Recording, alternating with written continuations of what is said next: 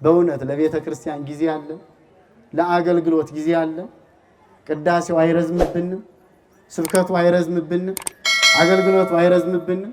በእውነት እያንዳንዱ ሰው ብታዩት እዚህ ቅዳሴ ቁሞ እያስቀደሰ እዚህ ቁጭ ብሎ ስብከት እየተሰበከ አረ ተሎ በሉ ፈጠን አድርጉት የሚለው ሰው የሆነ መጠጥ ቤት ላይ ደግሞ ፈጠን በል ምን አስቸኮለን ይላል። እየሰማችሁ ነው? ተመልከቱ እንግዲህ አንዳንድ ጊዜ አንዳንድ ሰው ቤተ መቅደስ ከሚመጣበትና መጠጥ ቤት ከሚሄድበት እንደው እኩል ቢቆጠር የትኛው አዘውትሮ ይገኝ ይሆን? የትኛው ይሆን የሚገኘው? እስኪ አስቡት። ለማንኛው ይሆን ተመስጦ የሚኖረን? እንደው አንዳንድ ጊዜ እግዚአብሔር እንኳን ፈቅዶለት አንዳንድ ሰው በቤተ እንግዲህ በክነቱ በኩል የሚያገለግል ይኖራል። በምን ድርሻ ያለውም የራሱ የሆነ አገልግሎት አለው። እንደው እግዚአብሔር ፈቅዶለት ለተለየ ዓላማ በሰበካ ጉባኤነት እንኳን አገልግሎት ቢመደብ ጊዜ የለኝም ነው የሚለው አይደል? ማን ነው ግን የሚያገለግለው? ለእግዚአብሔር ጊዜ የሌለ ለዓለም ግን ጊዜ ያለን ብዙዎቻችን።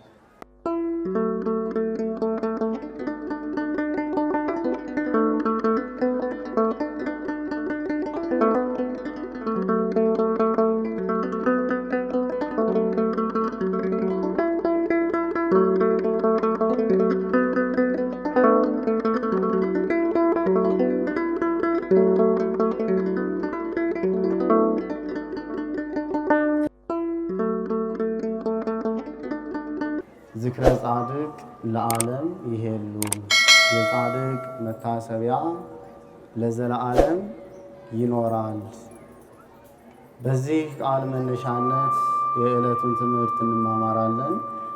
አምላካችን ልዑለ ባሕርይ እግዚአብሔር በመምህር ላይ አድሮ ምስጢር የሚገልጽ በሰማያን ላይ አድሮ ደግሞ እንዲረዱት እንዲያስተውሉት የሚያደርግ የሁሉንም ልቡና የሚያቀና እርሱ ነውና ምስጢሩን ጥበቡን ይገለጽልን። የጻድቅ መታሰቢያ ለዘላለም ይኖራል።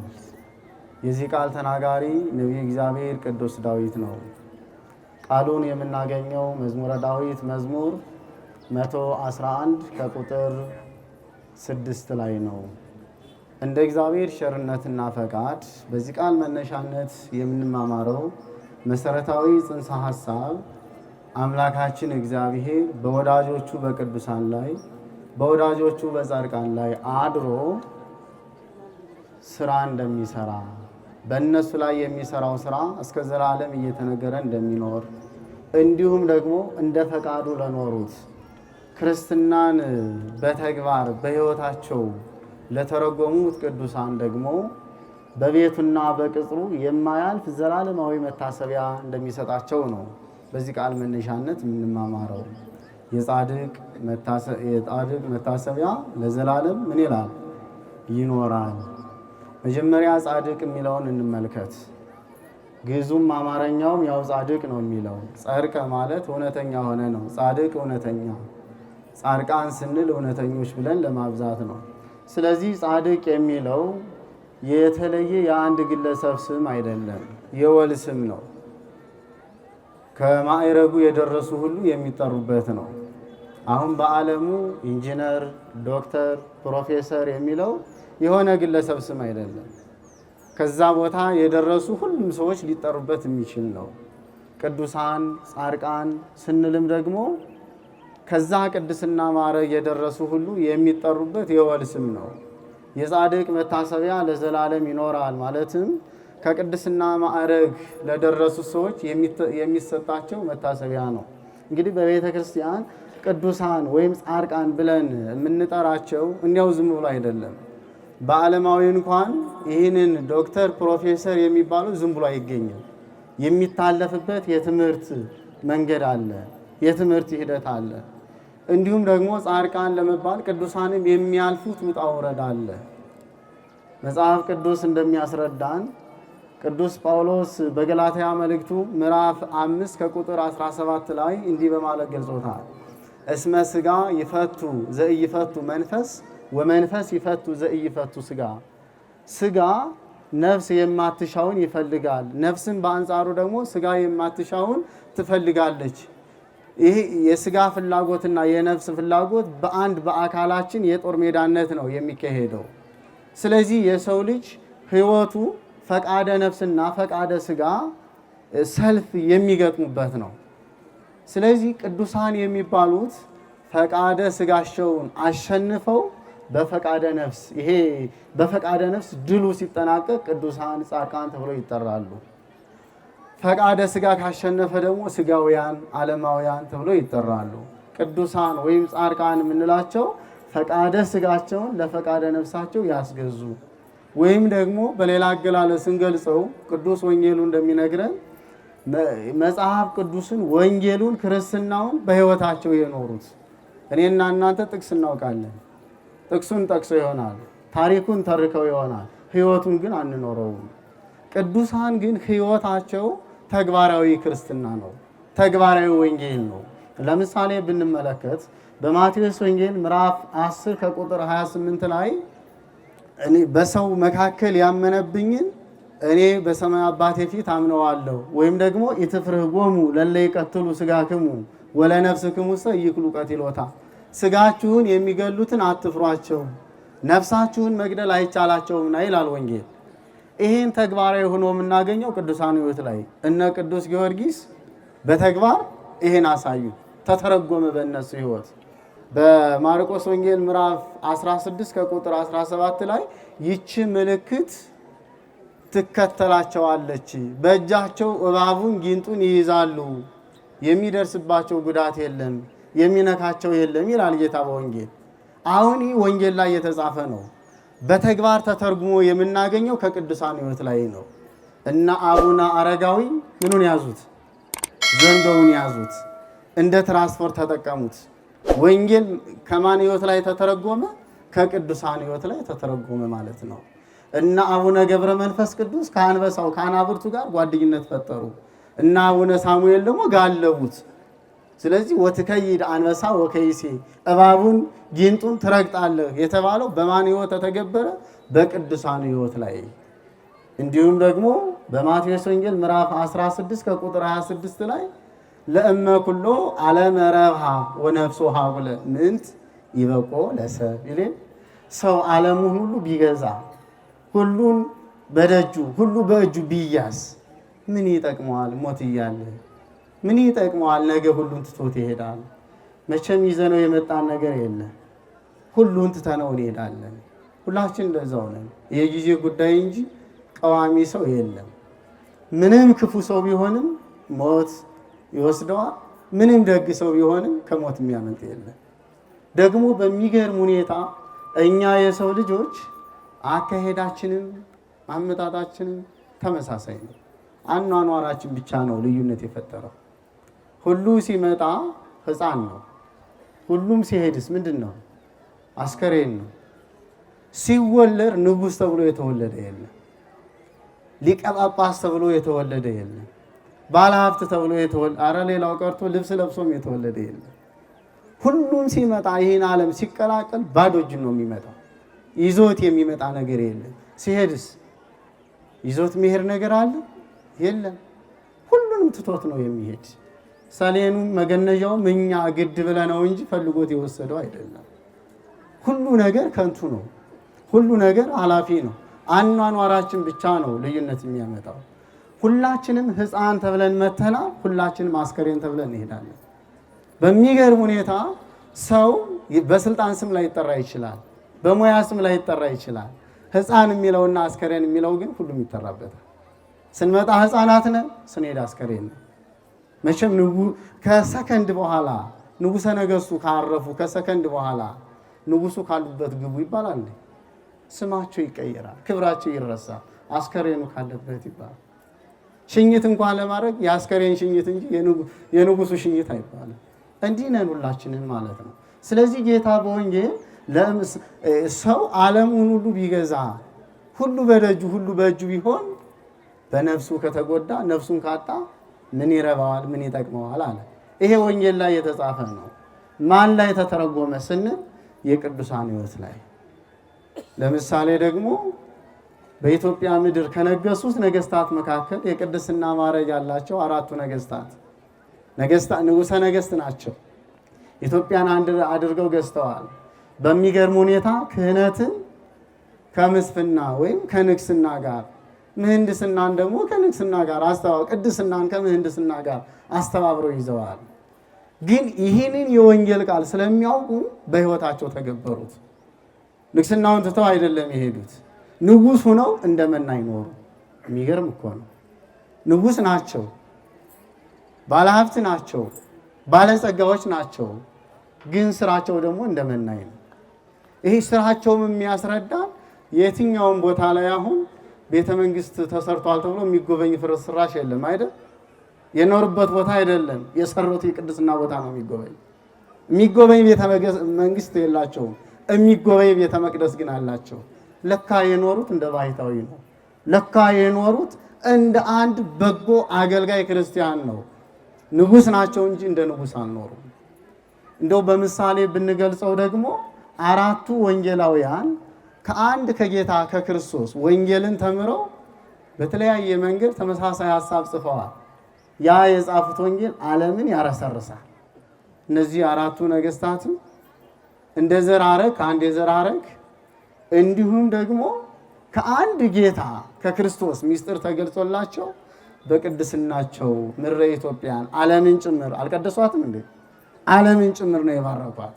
በምሳሌው ስንሄድ ግን ከአራቱ ወንጌላውያን መካከል የማን ረቀቅ ይላል? የቅዱስ ዮሐንስ ወንጌል እኩል ነው የተማሩት። ሚስጥሩም እኩል ነው የተገለጸላቸው። የዮሐንስ ወንጌል ግን ጥቂት እንደው ሚስጥሩ ረቀቅ ይላል። ከአራቱ ነገስታት መካከልስ የማን ታሪክ?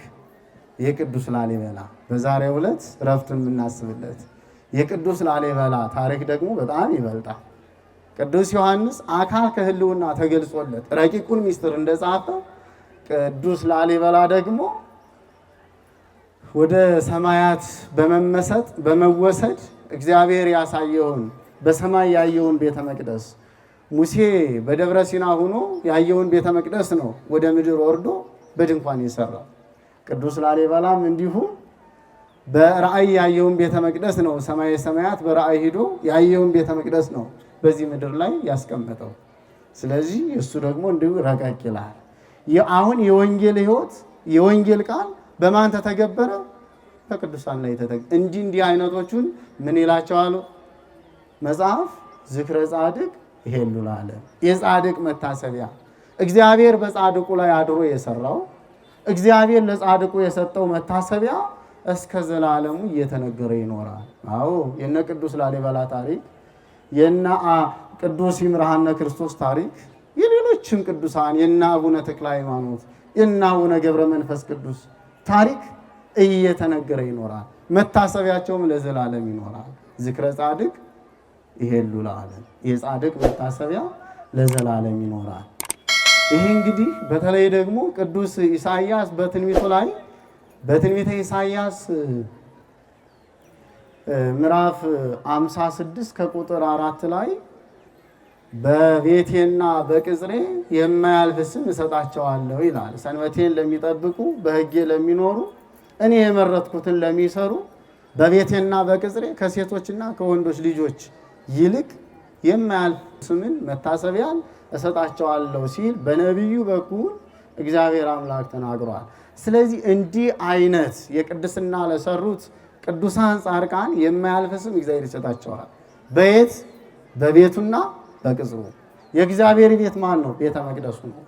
ስለዚህ ቤተ መቅደሱ በቅዱሳን ስም ይሰየማል። ጽላቱ በቅዱሳን ስም ይሰየማል። ጸበሉ በቅዱሳን ስም ይሰየማል። የቅዱስ ላሊበላ ጸበል፣ የቅዱስ ላሊበላ ጽላት፣ የቅዱስ ላሊበላ ቤተ መቅደስ ወይም የአቡነ ተክለ ሃይማኖት ቤተ መቅደስ፣ የመልአኩ ቅዱስ ሚካኤል ቤተ መቅደስ እየተባለ ይጠራል። ስለዚህ በቅዱሳን ስም ቤተ መቅደሱ ይሰየማል። የማያልፍ ስም ማለት ይህ ነው። በቤቴና በቅጽሬ በቅዱሳን ስም ጽላቱ ይሰየማል። በቅዱሳን ስም ጸበሉ የተቀደሰ ቦታው ይሰየማል። የማያልፍ ስም ይህ ነው። የማያልፍ ስም እንሰጣቸዋለሁ፣ የጻድቅ መታሰቢያ ለዘላለም ይኖራል የሚለው ይህንን ነው። እዚህ ላይ ግን ማስተዋል የሚኖርብን ሚስጥር አለ። ቤተ መቅደስም ይሁን ጽላቱ በቅዱሳን ስም ቢሰየም በቤተ መቅደሱ ላይ የሚያድረው እግዚአብሔር ነው። በጽላቱ ላይ የሚያድረው እግዚአብሔር ነው። በጸበሉ ላይ የሚፈውሰው እግዚአብሔር ነው። መታሰቢያነቱ ለማን ነው? ለቅዱሳን ነው። ቤተ መቅደሱ መጠሪያው ለቅዱሳን መታሰቢያ ሆኖ ይሰጣል።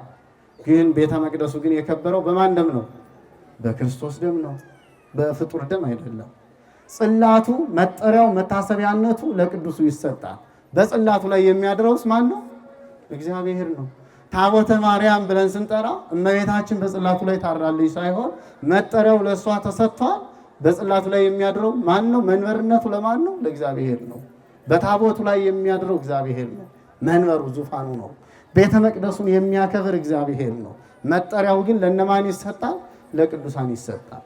እንኳን በዚህ ይቅርና በዓለማውያን እንኳን ስራቸው ተጣርቶ በጎም ይሁን ክፉ ገና ሳይረጋገጥ ለሀገር ወይም ለወገን ትልቅ ስራ ሰሩ ተብሎ ለሚታመንባቸው ሰው ሐውልት ይቆምላቸዋል፣ ሐውልት ይቀረጽላቸዋል፣ አደባባይ ይሰየምላቸዋል፣ ሙዚየም ይገነባላቸዋል፣ ትምህርት ቤት በስማቸው ይሰየማል። ያ ማለት እነሱ መጥተው ያስተምሩበታል ማለት አይደለም እኮ። ስማቸው እንዳይጠፋ መታሰቢያ ይሰጣቸዋል በዓለም ደረጃ።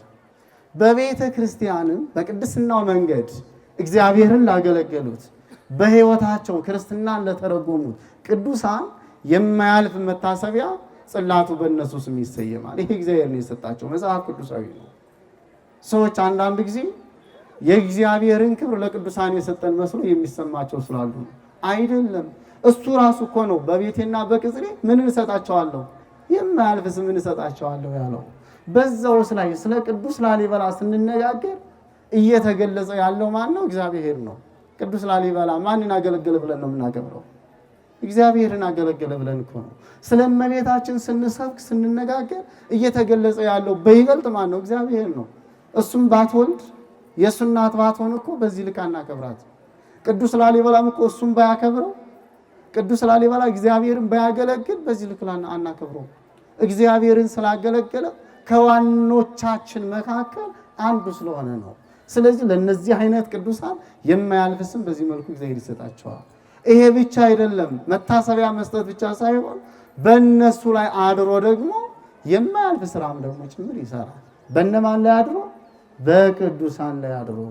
ለዚህም ነው ቅዱስ ዳዊት በመዝሙር 67 ከቁጥር 35 ላይ መንክር እግዚአብሔር በማን በላይ ለቅዱሳን ይሁን። እግዚአብሔር በቅዱሳኑ ላይ ምንድን ነው? ድንቅ ነው አለ። መግለጫ እኳቶ ነው። በሀገራችን ብሂል በሀገራችን በቋንቋችን አነጋገር ድንቅ ማለት እዛ በኋላ ማርነቅ ያለ እንዴ? እጹብ ድንቅ ነው። ሌላ ቋንቋ የለም። ድንቅ የመጨረሻው የአድናቆት ቃል ነው። ቅዱስ ዳዊትም ስለ ቅዱሳን እግዚአብሔር በቅዱሳን ላይ አድሮ የሚያደርገውን ስራ የሚፈጽመውን ገቢረ ተአምራት ወመንክራት ለመግለጽ ቢያክተው ምን አለ?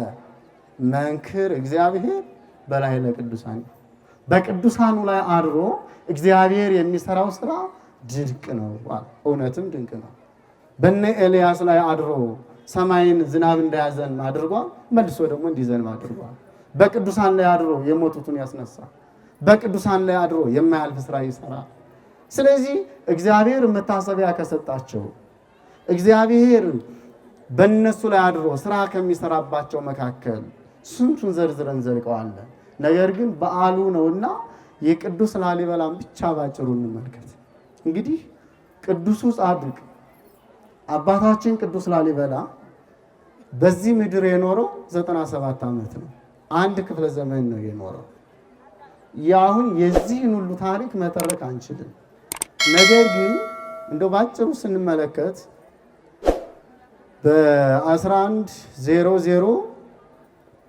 በ1100 መጋቢት 29 ጽንሰቱ ነው።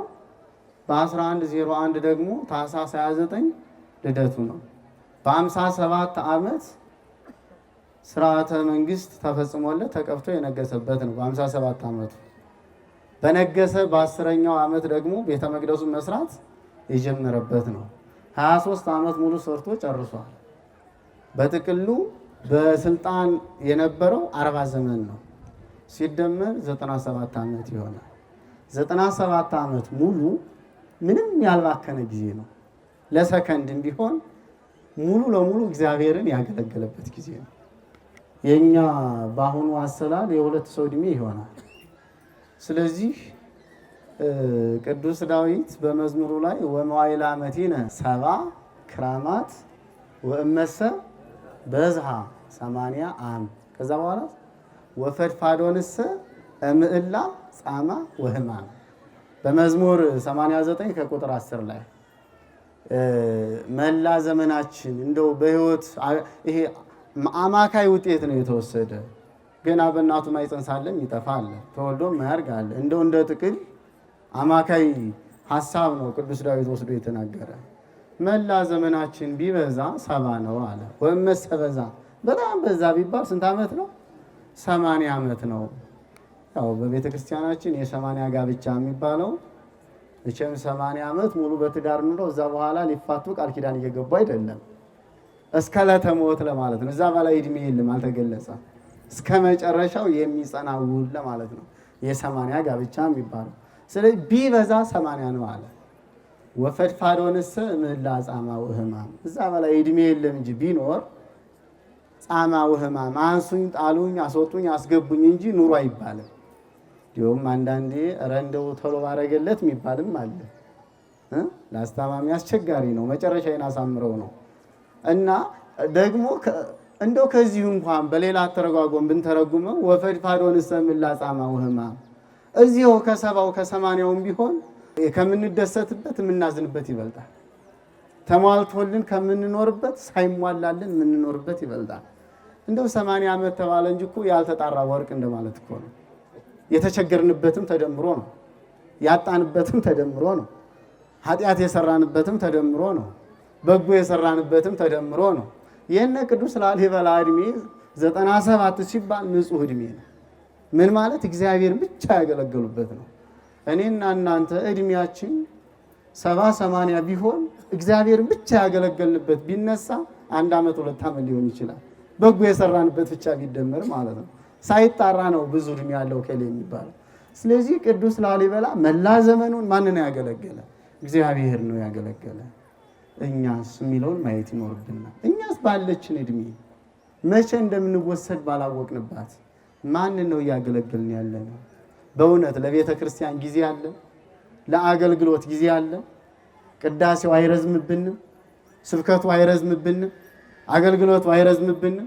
በእውነት እያንዳንዱ ሰው ብታዩት እዚህ ቅዳሴ ቁሞ እያስቀደሰ እዚህ ቁጭ ብሎ ስብከት እየተሰበከ አረ ተሎ በሉ ፈጠን አድርጉት የሚለው ሰው የሆነ መጠጥ ቤት ላይ ደግሞ ፈጠን በል ምን አስቸኮለን ይላል። እየሰማችሁ ነው? ተመልከቱ እንግዲህ አንዳንድ ጊዜ አንዳንድ ሰው ቤተ መቅደስ ከሚመጣበትና መጠጥ ቤት ከሚሄድበት እንደው እኩል ቢቆጠር የትኛው አዘውትሮ ይገኝ ይሆን? የትኛው ይሆን የሚገኘው? እስኪ አስቡት። ለማንኛው ይሆን ተመስጦ የሚኖረ? እንደው አንዳንድ ጊዜ እግዚአብሔር እንኳን ፈቅዶለት አንዳንድ ሰው በቤተ እንግዲህ በክህነቱ በኩል የሚያገለግል ይኖራል። በምን ድርሻ ያለውም የራሱ የሆነ አገልግሎት አለው። እንደው እግዚአብሔር ፈቅዶለት ለተለየ ዓላማ በሰበካ ጉባኤነት እንኳን አገልግሎት ቢመደብ ጊዜ የለኝም ነው የሚለው አይደል? ማን ነው ግን የሚያገለግለው? ለእግዚአብሔር ጊዜ የሌለ ለዓለም ግን ጊዜ ያለን ብዙዎቻችን። እነ ቅዱስ ላሊበላ ግን ንጉሥ ሆነው ክህነትን ከምስፍና አስተባብረው የያዙ መላ ዘመናቸውን እግዚአብሔርን ያገለገሉ ናቸው። የነሱ ልጆች ከሆን በስም ብቻ አይደለም በሕይወትም ጭምር መምሰል ይጠበቅብናል። ዋኖቻችሁን አስቡ ካለ በኋላ የእምነታቸውን ፍሬ እያያችሁ ምን በሏቸው ነው የሚለው? ምሰሏቸው ነው የሚለው። ስለዚህ ልጅ ደግሞ የሚያስመሰግነው ማንን ሲመስል ነው? አባቱን ሲመስል ነው። ጎረቤት ቢመስልስ ሌላ ጣጣ ነው የሚያመጣው አይደል? ስለዚህ ምን መሆን አለብን? እኛ አባቶቻችን ነው መምሰል የሚኖርብን። በባህላችንም በትውፊታችንም በስራችንም ሰው በመሆናችን መሳሳታችን እንዳለ ሆኖ መቼም ንስሐ ባይኖር ሰው የለም። ንስሐ ባይኖር ቅዱሳንም የለም። ንስሐ ባይኖር ሰማዕታት የለም። ስለዚህ ስህተት እንኳን ቢኖር ንስሐ እየገባ እየተስተካከል አባቶቻችን መምሰል ይኖርብናል። የነዚህ ቅዱሳን አባቶች ልጆች ነን። ስለዚህ ቅዱስ ላሊበላ መላ ዘመኑን እግዚአብሔር ነው ያገለገለ። እንዲሁም ገድሉ እንደሚገልጸውስ ሕይወቱ ጭምር ክርስቶስን የሚመስል ነው። በጽንሰትም መስሎታል፣ በልደትም መስሎታል ነው የሚለው። በጽንሰት ጌታ የተጸነሰው መጋቢት 29 ነው። የእሱም ጽንሰቱ እንዲሁ ነው። ጌታ በብስራተ መልአክ ነው የተጸነሰ። እሱም ጽንሰቱ እንዲሁ ነው፣ በብስራተ መልአክ ነው። ልደቱም ታኅሳስ 29 ቀን ነው። ሕይወቱም ደግሞ እርገቱ በራሱ ቅዱስ ላሊበላ ገና በሕፃንነት ዕድሜው ነው ባለው ነባራዊ ሁኔታ ተሰዶ በበረሃ ያደገው። ጌታ ክርስቶስም እንዲሁ ነው። በነበረው ቀውስ ምክንያት የሕፃናት እልቂት ስለነበር ተሰዶ ግብፅ ነው ያደገ። ተመልከቱ፣ መሰለው ማለት ነው። ጌታ ክርስቶስ ስለ ሰው ፍቅር ሲል መራራ ሐሞት ጠጥቷል። ቅዱስ ላሊበላም በአንጻሩ እንዲሁ አገልጋዩን ከመውደዱ የተነሳ የእሱ አገልጋይ የሚሆን በመርዝ የተመረዘ መጠጥን ጠጥቶ ሲሞት ለእኔ ብሎ አይደለ እኔ የምጠጣውን ቀምሼ እሰጣለሁ ብሎ ነው በማለት ለፍቅር ሲል እሱን ተከትየው ልሂድ። በሞት እኮ ነው። የሰማችሁ ነው ምን ያህል የሰው ፍቅር እንዳለው ቀምሶታል። በዚህም ጌታውን እንደመሰለው ሊቁም በድርሰቱ ላይ አንስቶታል። መጨረሻም ደግሞ ቅዱስ ላሊበላ በመንግስቱ ሲኖር ድሃ ተበደለ፣ ፍርድ ተጓደለ ብሎ ለድሃ የሚራራ የሚያዝን ነው። በዚህ በአራቱ ነገስታት ተበደለ የሚባል አስተዳደር የለም። አማካሪያቸው እግዚአብሔር ነው። መመሪያቸው ፈሪሃ እግዚአብሔር ነው። ሁሉን እኩል አድርገው ነው የፈረዱት። ቅዱስ ላሊበላም እንዲሁ ነው።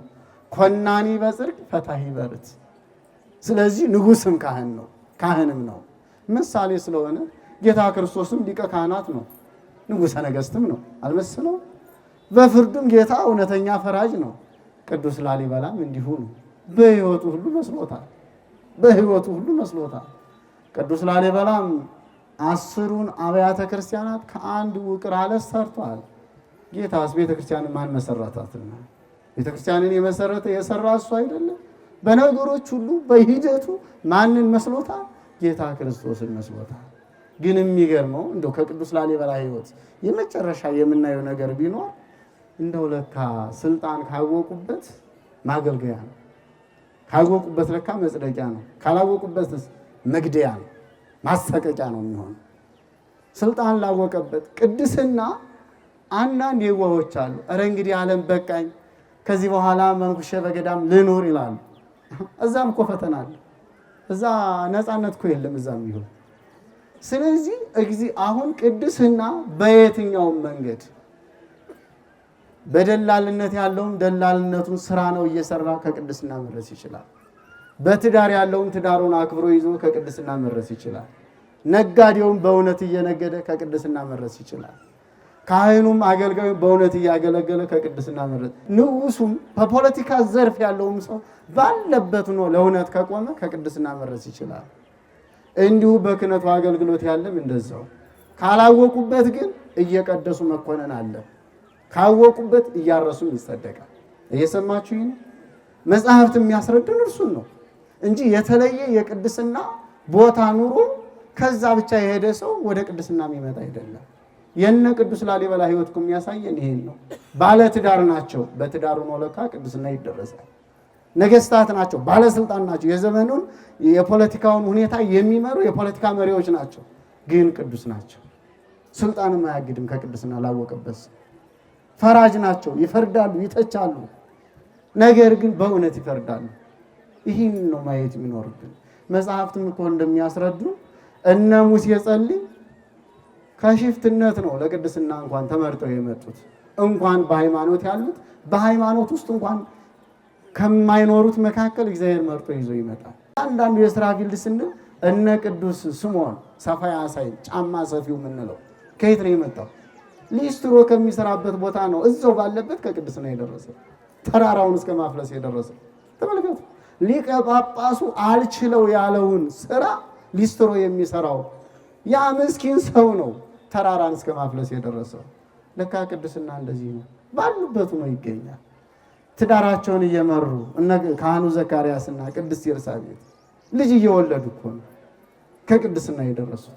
ይሄ የአባቶቻችን ታሪክ የሚያሳየን ሁላችን በያለንበት ሆነን ነጋዴውን በንግዱ እውነት ቢነግድ፣ ያው እንደምታውቁት ንጹህ ማር አይገኝም አሁን ዛሬ ዘመን አይደል? ከማሩ ላይ ምን ባይጨምር ያው የምጨምሩትን ባይጨምር ማለት ነው አይደል? ከቅቤው ላይስ እንደው በእውነት ቢነግድ። አሁን ነጋዴን የሚያስኮንነው ዋጋ መጨመሩ አይደለም፣ ዋጋ ጊዜው ባመጣው ዋጋ መሸጥ። በሚያዋጣው መሸጥ ነው። የሚያስኮንነው ንጹህ ያልሆነው ንጹህ ነው ብሎ መሸጥ። ከማሩ ጋር ስኳር ጨምሮ መሸጥ ኃጢአት ነው። ዋጋ ግን አያጓጣኝም በዚህ ነው ብሎ መሸጥ ይሄ የገበያ ሲስተም ነው እንጂ ከጽድቅና ከኃጢአት ጋር አያያዝም።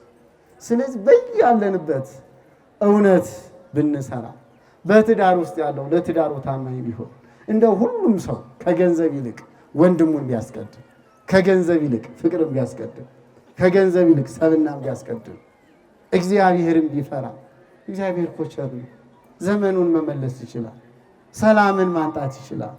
አንድነታችንን ማጠንከር ይችላል። አንድ ሁነን ግን ወደ እግዚአብሔር መጸለይ በልብ ሁነን በንጹህ ልብ ሁነን ያ ከሆነ እግዚአብሔር ጸሎታችንን የሚሰማል፣ ሐሳባችንንም ያስፈጽማል። የአባቶቻችን ታሪክ የሚያስረዳን ይሄ ነው። ያ የተባረከ ትውልድ፣ ያ የተባረከ ዘር ቅዱሳን ነገሥታት የወጡበት ለሀገራችንም ለዓለም አቀፍም ለኢትዮጵያም በቅድስናውም ዘር እንዲሁ በዓለሙም ዘር መታወቂያ የሆኑ መኩሪያ የሆኑ መቼስ መኩሪያችን እኮ ናቸው አይደል? አንዳንድ ጊዜ የባለስልጣናት ዘመድ ያለው ሰው ያው ስልኩ የመድኃኒት ያህል ነው አይደል? የከሌን እኮ ስልክ አውቀዋለሁ የሚል እኮ አለ። ትልቅ ነገር አድርጎት የሰማችሁ ነው። ትልቅ ነገር አድርጎት የከሌን ስልክ እኮ አውቀዋለሁ። እንዲያው መቼም ደህና ሰው ዘመዱ ብዙ ነው። ከሌ እኮ ዘመዴ ነው ይላል። ከፍ ያለ ሲሄድ ደግሞ አማራጭ ሲያጣ የሀገሬ ሰው ነው ይላል። አማራጭ ካጣ ደግሞ አውቀዋለሁ እኮ ይላል። እየሰማችሁ ነው። ስለዚህ እንደው ስጋዊ ስልጣን ያለው ሰው እንኳን በዚህ መንገድ ከተመካንበት በቅዱስ ላሊበላ ያልተመካን በማን እንመካለን? በቅዱስ ይምርሃነ ክርስቶስ ያልተመካን በማን እንመካለን? በእነዚህ አባቶቻችን ያልተመካን። ስለዚህ ለእኛ መመኪያዎቻችን ናቸው፣ ትምክቶቻችን ናቸው። እዛም ብቻ አይደለም፣ እነሱን አርአያ አድርገን እግዚአብሔር እንዴት ማገልገል እንዳለብን ደግሞ አሰረ ፍኖታቸውን እንድንከተል አርአያነታቸውን ትተውልን አልፈዋል። ስለዚህ ሁላችንም አሁን የተሰበሰብነው ይህንን ምክንያት አድርገን ነው። ዝክረ ጻድቅ ለዓለም ይሄድ። የጻድቅ መታሰቢያ እስከ መቼ? ለዘላለም ይኖራል። ይሄ የአባታችን የጻድቁ ንጉሥ የቅዱስ ላሊበላ መታሰቢያ ይሄው ለዘላለም ይኖራል። እኛ ዛሬ አክብረነዋል። ቀጣይም ትውልድ እያከበረ እስከ መጨረሻው ይኖራል። ዓለምም አልፎ ቅድስናው ይነሳው። ዘላለማዊ ቅድስና ዘላለማዊ ክብር ነው የተሰጠው። ስለዚህ ይሄ ለሁሉም ቅዱሳን የተሰጠ ነው። በዚህ መልኩ የመከረን ያስተማረን አምላካችን እግዚአብሔር የተመሰገነ ይሁን።